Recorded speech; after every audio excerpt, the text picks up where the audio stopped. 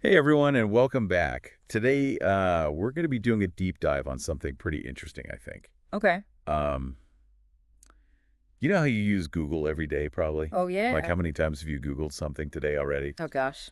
Too many to count, probably. Right, Mm. exactly. But get this, the name Google, it wasn't the original plan. Really? Yeah. We're looking at an excerpt about how Google got its name, Okay.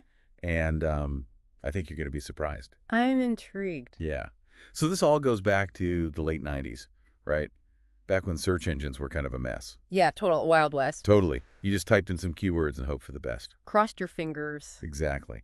And that's where these two Stanford students, Larry Page and Sergey Brin, come in.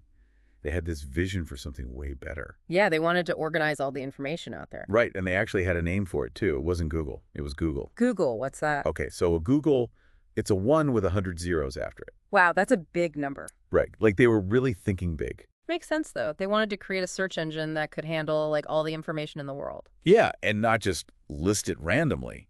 They came up with this ranking system. Ah, so that's where the algorithm comes in. Exactly.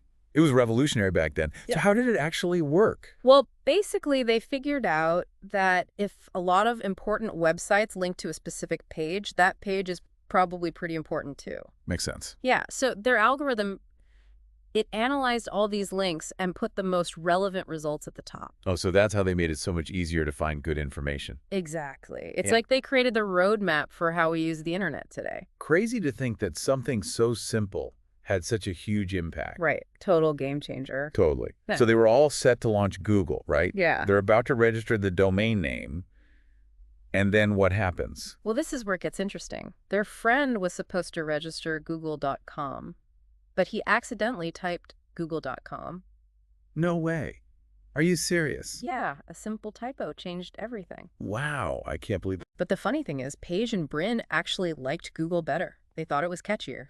I mean, it does roll off the tongue better, right? Just Google it. It sounds way better than just Google it. Right. And think about how easily Google became a verb. You don't hear people saying, let's Google it. Yeah, that's true.